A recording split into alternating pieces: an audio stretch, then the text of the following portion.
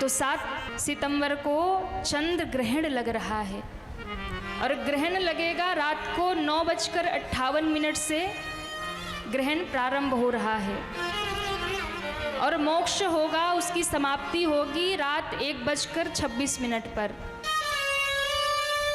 अब ध्यान देने योग्य बात यह है कि ये जो ग्रहण है भारत में दिखाई देगा और भारत में दिखाई देगा तो इसका असर हम सब के ऊपर पड़ेगा। अब इसका कोई बुरा प्रभाव हमारे ऊपर ना पड़े, उसके लिए भी हमें कुछ उपाय करना चाहिए।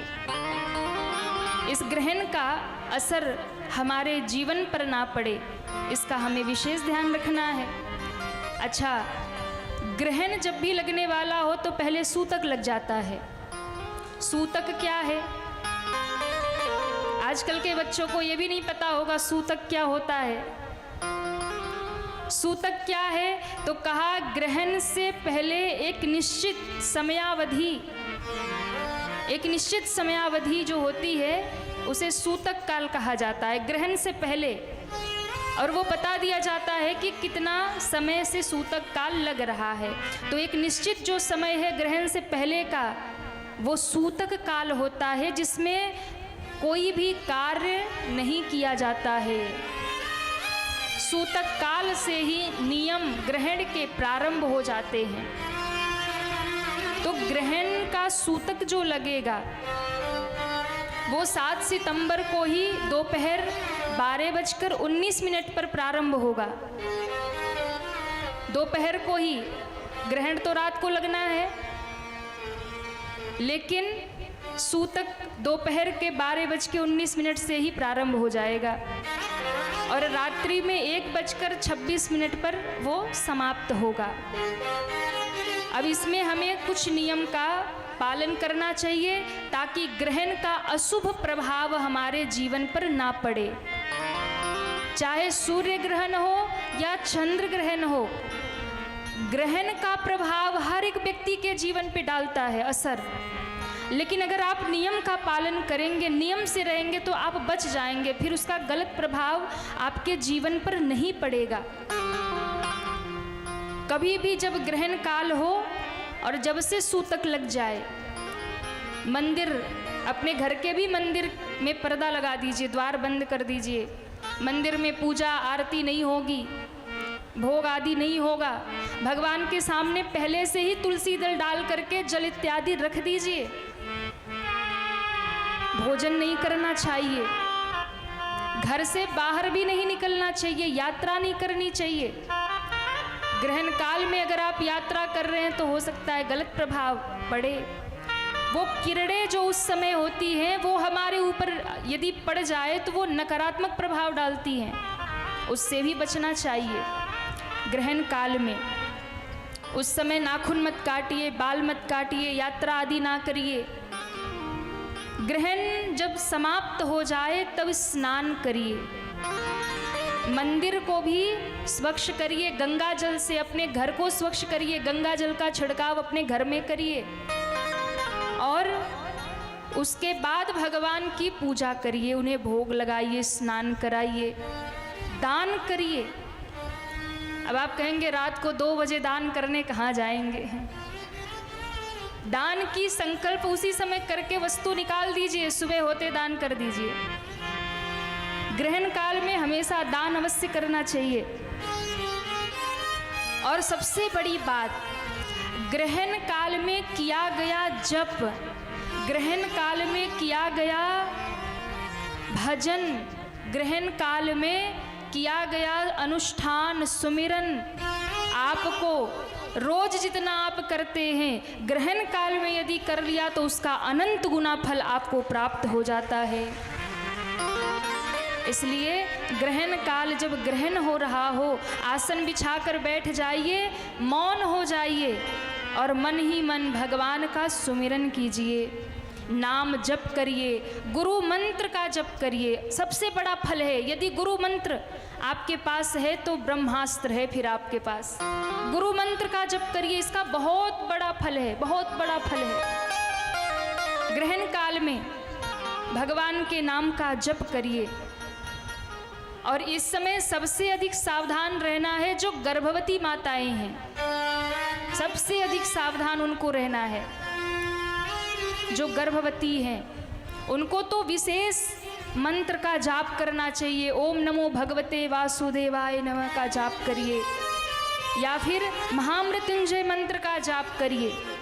जो गर्भवती महिलाएं वो घर से बाहर बिल्कुल ना निकलें, और जो गर्भवती माताएं हैं वो विशेष ध्यान रखें कि ग्रहण काल में ऐसी नुकीली वस्तुओं का, चाकू, कैंची, इन सब का स्पर्श भी ना करें।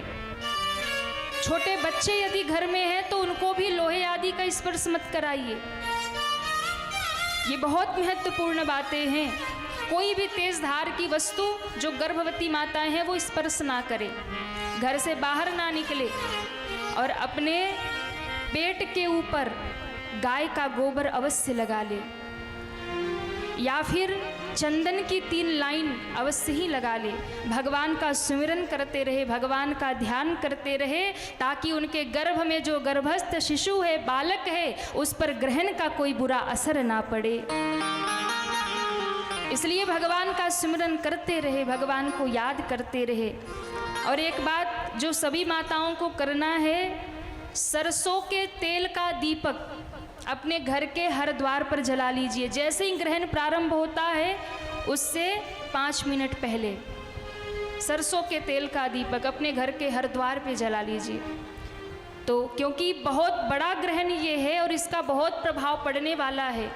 अभी आप देखिए, जब से 2025 शुरू हुआ है, रोज़ कुछ न कुछ घटनाएं हो ही रही है, कई आपदा आ रही है। अभी पंजाब में देखिए कितनी हालत खराब है, वैष्णो देवी की यात्रा बंद कर दी गई है, 4 धाम की यात्रा बंद कर दी गई है। इतनी तबाही क्यों हो रही है? कभी विचार किया आपने? भविष्य मालिका नाम की एक पुस्तक है, एक ग्रंथ है, उसमें साफ बताया गया है, सारे संत यही बात कह रहे हैं कि 2025, 26 और 27 खतरनाक रहने वाला है। मैं कोई भविष्य वक्ता नहीं हूँ, ना ही भविष्यवाणी कर रही हूँ, पर भविष्य मालिका जो कह रही है और महात्मा संत जन जो कह रहे हैं कि 2025, 26 और 27 बहुत कठिन रहने वाला है, बहुत आफत आने वाली है। और यदि बचना है तो बचेगा वही जो भगवान की शरण में रहेगा और भक्ति करता रहेगा। सबसे अधिक प्रभाव पड़ेगा जो मांसाहारी हैं, जो अभक्ष्य खाते हैं, सबसे अधिक प्रभाव उनके ऊपर पड़ेगा। बहुत संभल के रहिए, बहुत बच के रहिए और भगवान से जुड़ के रहिए। जो भक्ति करता रहेगा, जो भगवान के चरणों से जुड़ा रहेगा, वही सुरक्षित रहेगा। आप देखो, अहमदाबाद में वो प्लेन क्रैश हुआ ना, 244 लोग एक साथ चले गए महाराज। कभी बाढ़ है, कभी भूकंप है, कभी उत्तराखंड में वो घटना हुई, अचानक से बादल फट गया। ये त्रासदी क्यों हो रही है? कभी विचार करिए, प्रकृति को तो हमने उजाड़ा ही है, वो अपना रुद्र रूप दिखा रही है। लेकिन आप सोचिए, माँ वैष्णो की यात्रा बंद हो गई, 4 धाम की यात्रा बंद हो गई, भगवान क्यों अपने द्वार बंद कर रहे हैं? क्यों हमें नहीं बुलाना चाह रहे? विचार किया आपने? क्योंकि हमने भक्ति का भी अतिक्रमण कर दिया है, हमने भक्ति के नाम पर पाखंड कर दिया है। हम तीर्थ यात्रा, अब तीर्थ यात्रा करने नहीं जाते हैं, अब तीर्थ स्थानों में हम पिकनिक मनाने जाते हैं, अब तीर्थ स्थानों में हम घूमने जाते हैं। विचार करिएगा, हम रील्स बनाने जाते हैं, हम दुनिया को दिखाने जाते हैं कि हम देखो बद्री विशाल गए, हम केदारनाथ गए।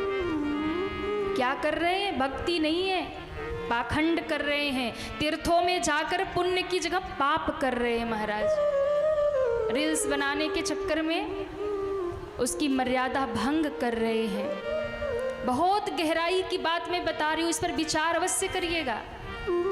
तीर्थों की मर्यादा हमने भंग कर दी, वहाँ जाके हम अभक्ष्य भोजन कर रहे हैं, वहाँ जाकर के हम एकदम VIP ठाट में जी रहे हैं, रील्स बना रहे हैं। भगवान से कोई मतलब नहीं है।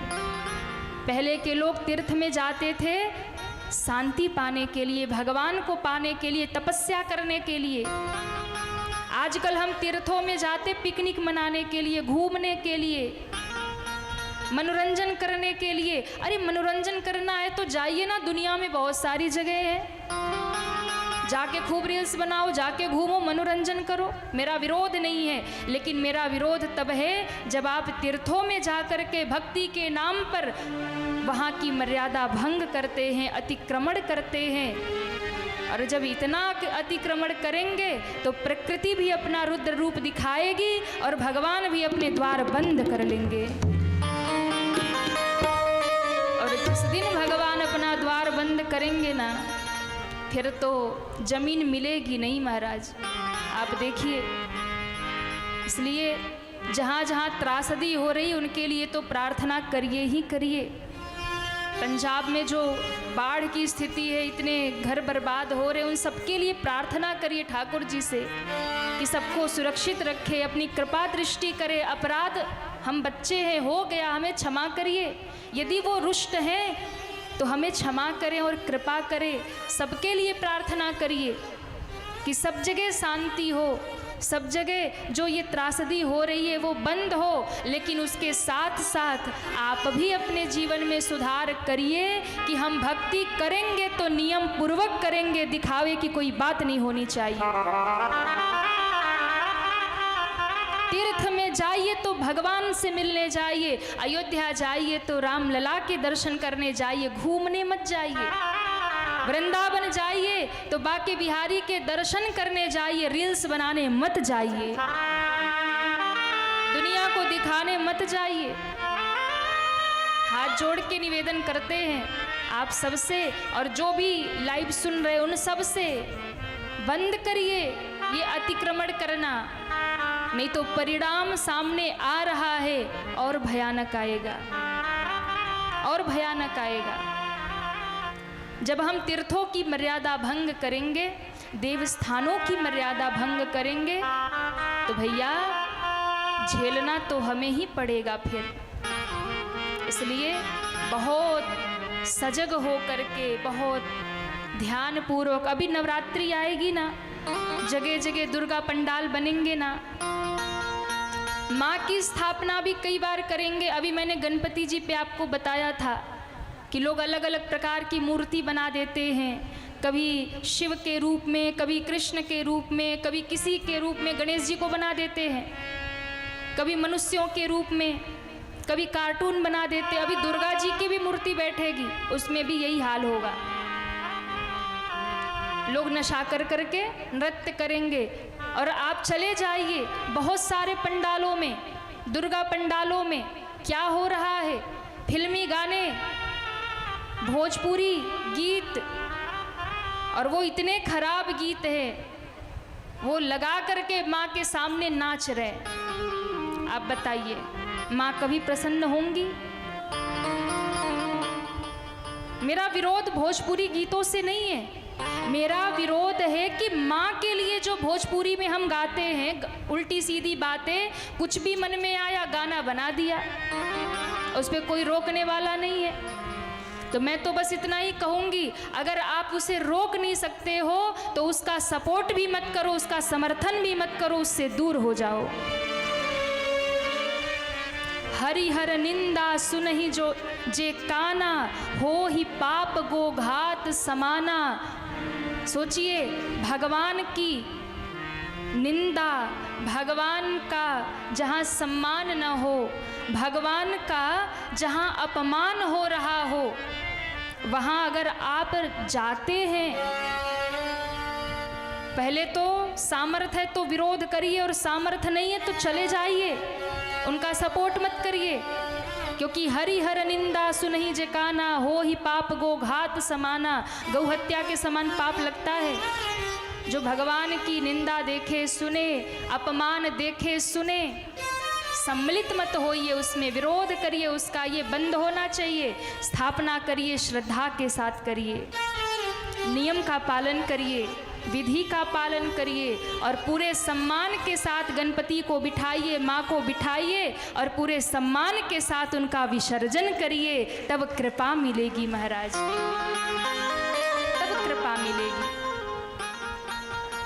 तो धर्म में बहुत सारी चीज़ें हैं जो गलत हो रही हैं और उसे हमें ही संभालना पड़ेगा। यदि आप सच्चे सनातनी हो तो इसका विरोध करो, और विरोध करने का सबसे बड़ा यही मार्ग है कि वहाँ से दूर हो जाओ।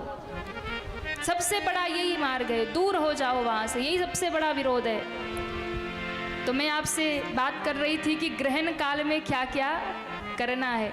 इस ग्रहण काल में ये सारी चीज़ें जो हमने बताई है आप सभी अवश्य करिए, सुरक्षित रहिए ताकि इसका बुरा प्रभाव ना पड़े। अपने बच्चों को, घर में जो छोटे बच्चे हैं उनको सुलाइए, क्योंकि रात्रि ये बच्चे तो सो ही जाएंगे, तो बच्चों को सुलाइए, पर सुलाने से पहले उन्हें श्री राम हनुमान चालीसा, हनुमान बाहुक का पाठ सुना दीजिए, हनुमान चालीसा सुना दीजिए ताकि उन बच्चों पर उसका बुरा प्रभाव ना पड़े। तो आप सभी घर में हनुमान चालीसा का पाठ बच्चों से करवाइए, ज़्यादा छोटे तो उनको सुनाइए हनुमान बाहुक का पाठ, और तब उनको भगवत चिंतन करा के सुला दीजिए, तो आपके बच्चों पर भी ग्रहण का बुरा प्रभाव नहीं पड़ेगा। बोलिए रामचंद्र भगवान की जय हो।